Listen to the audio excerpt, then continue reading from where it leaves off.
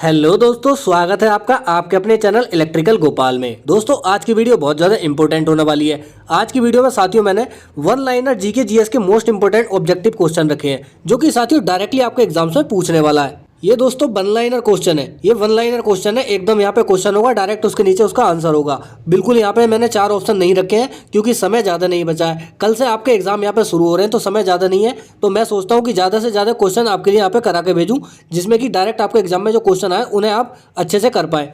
तो साथियों बने रहो मेरे साथ पूरी वीडियो में, वीडियो बहुत ज़्यादा इंटरेस्टिंग होने वाली है। तो चलिए साथियों वीडियो को शुरू कर लेते हैं। वीडियो को शुरू करने से पहले कहना चाहूँगा जो लोग इलेक्ट्रिकल गोपाल पे पहली बार विजिट कर रहे हैं उन लोगों से रिक्वेस्ट है कि इलेक्ट्रिकल गोपाल को ज़्यादा से ज़्यादा लोग सब्सक्राइब कर लीजिए। मैं यहाँ पे टेक्निकल से रिलेटेड और जीके जीएस से related most important objective questions आपके लिए लाता रहता हूँ। तो चलिए साथियों वीडियो को शुरू कर लेते हैं। आप यहाँ पे पहला क्वेश्चन देख रहे होंगे। पहला क्वेश्चन देख सकते हैं, भारत में पहली बार राष्ट्रीय डॉल्फिन दिवस कब मनाया गया था। साथियों जो डॉल्फिन दिवस मनाया गया था वो 5 अक्टूबर 2022 को डॉल्फिन दिवस मनाया गया था। क्वेश्चन नंबर 2 है, भारत में न्यूनतम मजदूरी अधिनियम किस वर्ष लागू किया गया था। यह किया गया था वर्ष 1948 में। वर्ष 1948 में न्यूनतम मजदूरी अधिनियम लागू किया गया था।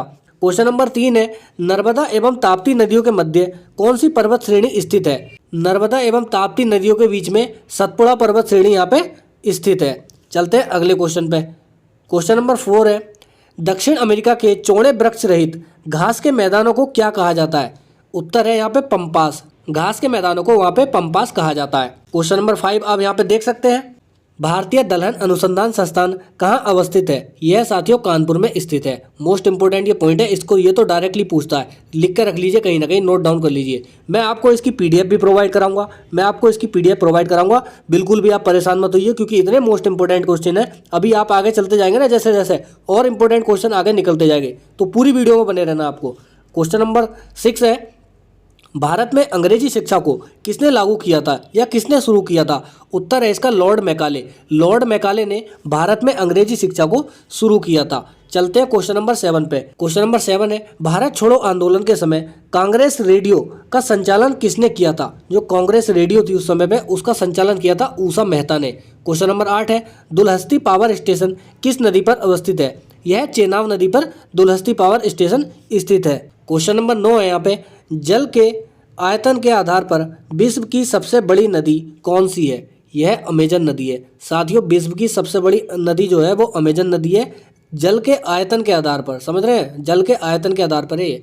क्वेश्चन नंबर 10 है, किस देश को दक्षिण अमेरिका महाद्वीप का प्रवेश द्वार कहा जाता है। ये क्वेश्चन बहुत ज़्यादा इंपॉर्टेंट है। क्यों है क्योंकि डायरेक्ट एग्जाम में पूछता है और प्रीवियस एग्जाम में काफ़ी बार पूछा भी गया है। तो यह साथियों वेनेजुएला है। वेनेजुएला दक्षिण अमेरिका महाद्वीप का प्रवेश द्वार कहा जाता है। चलिए चलते हैं अगले क्वेश्चन पे। क्वेश्चन नंबर 11 यहाँ पे, उत्तर प्रदेश का फिरोजाबाद जिला किस प्रकार के उद्योगों के लिए प्रसिद्ध है। तो जो फिरोजाबाद जिला है ना वो सीसा के उद्योग के लिए यहाँ पे प्रसिद्ध है। क्वेश्चन नंबर 12 है, बच्चों में सूखा रोग तथा वयस्कों में ऑस्टियोपोरोसिस रोग किस विटामिन की कमी के कारण होता है। उत्तर है विटामिन सी। विटामिन सी के कमी के कारण बच्चों में होता है सूखा रोग, ठीक है, और वयस्कों यानी कि जवानों में होता है ऑस्टियोपोरोसिस रोग, ठीक है। मोस्ट इंपोर्टेंट ये क्वेश्चन है, कहीं ना कहीं नोट डाउन कर लीजिए। अगर नोट डाउन नहीं कर रहे तो मैं आपको इसकी पीडीएफ प्रोवाइड करा दूंगा, उससे आप जल्दी से जल्दी रिवाइज कर लीजिए क्योंकि एग्जाम आपका नज़दीक है।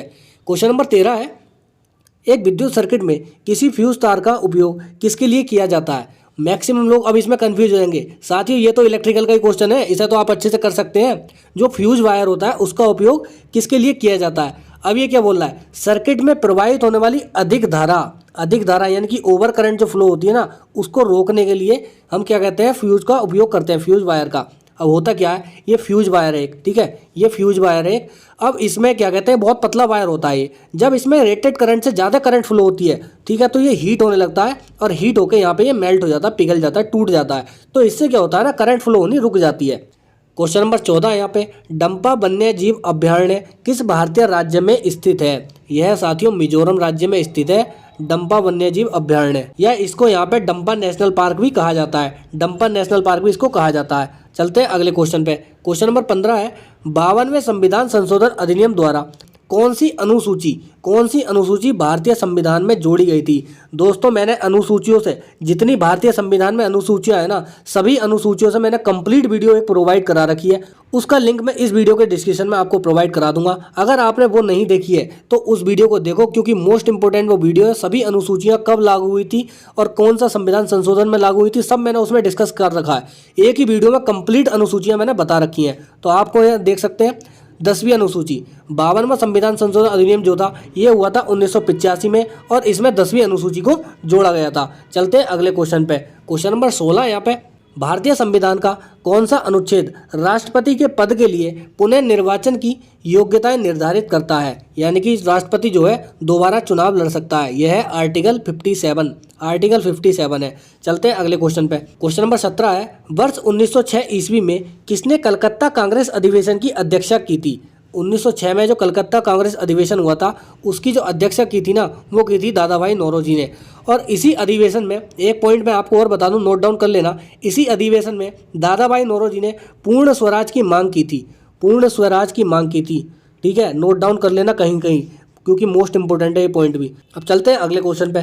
क्वेश्चन नंबर 18 यहाँ पे, मोहम्मद गौरी किस वंश का था? मोहम्मद गौरी जो था ना वो संसवनीय वंश का था। यहाँ पे मोस्ट इंपोर्टेंट ये पॉइंट है। क्वेश्चन नंबर 19 है, बिहार के पाटलिपुत्र में स्थित चंद्रगुप्त का महल जो है मुख्यतः वो किसका बना है? वो साथियों यहाँ पे लकड़ी का बना हुआ है चंद्रगुप्त का महल, और वो है कहाँ पे? बिहार के पाटलिपुत्र में। डायरेक्टली ये पॉइंट पूछता है। क्वेश्चन नंबर 20 है यहाँ पे, भारत में सर्वप्रथम पत्र मुद्रा चलन कब आरंभ हुआ था या कब प्रारंभ हुआ था? ये हुआ था 1806 ईस्वी में। क्वेश्चन में यहाँ पे बोला है, स्वामी विवेकानंद का मूल नाम क्या था? स्वामी विवेकानंद जी का मूल नाम नरेंद्र दत्त था। क्वेश्चन नंबर 21 है यहाँ पे, साधारण नमक का रासायनिक नाम क्या है? साधारण नमक जो होती है ना उसको बोलते हैं सोडियम क्लोराइड, और उसका सूत्र होता है NaCl। NaCl साधारण नमक मोस्ट इंपोर्टेंट है, कहीं ना कहीं नोट डाउन कर लीजिए। और क्वेश्चन नंबर 22 तो इतना इंपॉर्टेंट है कि मैक्सिमम बार एग्जाम में पूछा गया है। ये पूछा गया है, लावणी और तमाशा किस भारतीय राज्य का प्रसिद्ध लोक नृत्य है? लोक नृत्य किसका है? यह है महाराष्ट्र का, लावणी और तमाशा। ये क्वेश्चन साथियों मैंने अपने टेलीग्राम चैनल पे क्विज के रूप में भी आपको कई बार दिया है, जिसमें कि मैक्सिमम लोगों ने वो क्वेश्चन गलत किया था। क्वेश्चन नंबर 23 है, एशिया की ज्योति यानी कि लाइट ऑफ एशिया किसे कहा जाता है? सीधा सा क्वेश्चन है कि लाइट ऑफ एशिया किसको कहा जाता है? ये कहा जाता है महात्मा बुद्ध को या गौतम बुद्ध को लाइट ऑफ एशिया कहा जाता है। एक क्वेश्चन पूछा जाता है, the light of Asia book के लेखक कौन है? यह है एडविन अर्नोल्ड इसके लेखक है। मोस्ट इंपोर्टेंट पॉइंट है, कहीं ना कहीं नोट डाउन कर लीजिए। क्वेश्चन नंबर 24 है, बहुत ज़्यादा इंपॉर्टेंट है। टोक्यो ओलंपिक जो हुए थे 2020 में, यानी कि 2020 में तो लॉकडाउन लगा हुआ था, लेकिन 2020 के जो थे वो 2021 में यहाँ पे कंडक्ट कराए गए थे, लेकिन नाम 2020 ही दिया गया था। जो टोक्यो ओलंपिक 2020 हुए थे उसमें स्वर्ण पदक जीता था, अब वो जीता था नीरज चोपड़ा ने, ठीक है। और वो नीरज चोपड़ा को बताना है कि किस खेल से संबंधित थे। वह यहाँ पे जेवलिन थ्रो से थे, यानी कि भाला फेंक हिंदी में बोलते हैं इसको, या जेवलिन थ्रो इंग्लिश में। क्वेश्चन नंबर 25 है, 1 जनवरी 2015 को भारत में योजना आयोग के स्थान पर नीति आयोग का गठन किया गया था। अब यहाँ पे आप अच्छे से ध्यान देना, योजना आयोग के स्थान पे नीति आयोग का गठन यहाँ पे किया गया था। इस योजना आयोग का गठन कब हुआ था? अब आपको ये बताना है कि योजना आयोग का गठन कब हुआ था। मोस्ट इंपोर्टेंट है, आपको योजना आयोग का बताना है। और इसमें क्या है ना, 2015 में तो हो गया था नीति आयोग का गठन। नीति आयोग की फुल फॉर्म भी आप लोगों को पता होगी, नेशनल इंस्टीट्यूशनल ट्रांसफॉर्मिंग इंडिया। अब इसका योजना आयोग का जो गठन हुआ था वो हुआ था 1950 में, जिसके अनुसार पंचवर्षीय योजनाएं चली थी। पंचवर्षीय योजनाएं जो है वो योजना आयोग ने ही कंडक्ट कराई थी।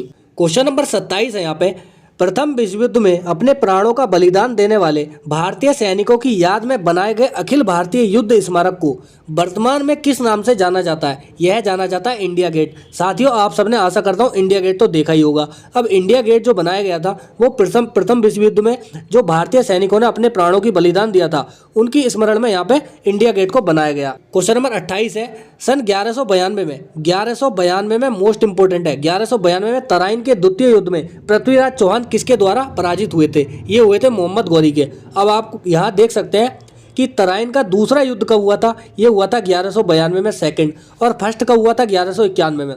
1191 में फर्स्ट हुआ था, जिसमें कि मोहम्मद गौरी को पृथ्वीराज चौहान ने हरा दिया था।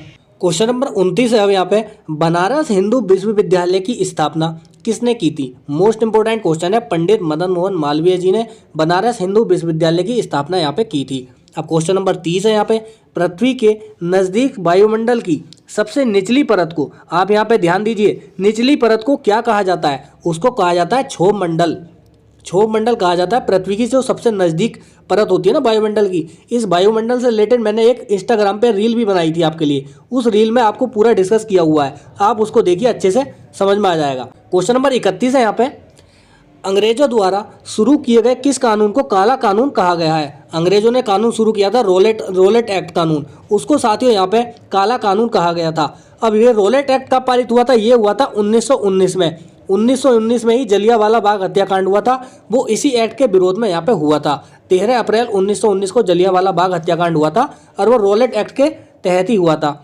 क्वेश्चन नंबर 32 है यहाँ पे, वर्ष 1905 में बंगाल का विभाजन के समय भारत का गवर्नर जनरल कौन था? ये था लॉर्ड कर्जन। आपको साथियों डायरेक्टली ये याद रखना है कि बंगाल का विभाजन एक तो कब हुआ था? ये हुआ था 1905 में, और जब विभाजन हुआ था तो उस समय पे वॉइसरॉय कौन था? वो था लॉर्ड कर्जन। लॉर्ड कर्जन यहाँ पे वॉइसरॉय था, आपको बस इतना याद रखना है। क्वेश्चन नंबर 33 है यहाँ पे, भारत में ब्रिटिश साम्राज्य की स्थापना किसने की थी? मोस्ट इंपोर्टेंट क्वेश्चन है, ये की थी रॉबर्ट क्लाइव ने। रॉबर्ट क्लाइव ने यहाँ पे भारत में ब्रिटिश साम्राज्य की स्थापना की थी। ये कब की थी? ये की थी 1757 में प्लासी का युद्ध हुआ था। प्लासी का युद्ध हुआ था अंग्रेजों की ईस्ट इंडिया कंपनी की तरफ से।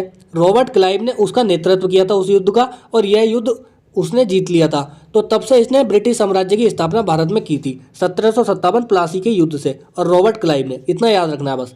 क्वेश्चन नंबर 34 है यहाँ पे, आप देख सकते हैं, बंगाल व बिहार में स्थायी बंदोबस्त की शुरुआत किसने की थी? जो दोस्तों स्थायी बंदोबस्त हुआ था ना बंगाल और बिहार में, वो किया था लॉर्ड कॉर्नवालिस ने। कई बार ये क्वेश्चन मैं आपको बता भी चुका हूँ।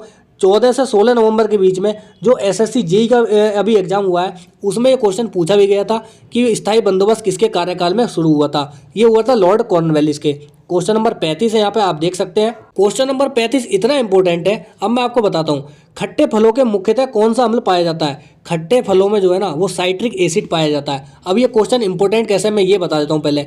अभी साथियों DRDO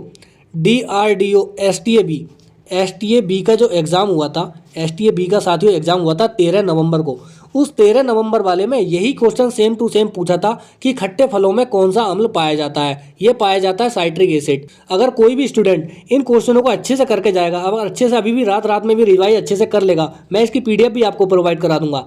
अगर रिवाइज कर लेगा ना तो डायरेक्टली ये क्वेश्चन आपको एग्जाम में देखने मिलने वाले हैं।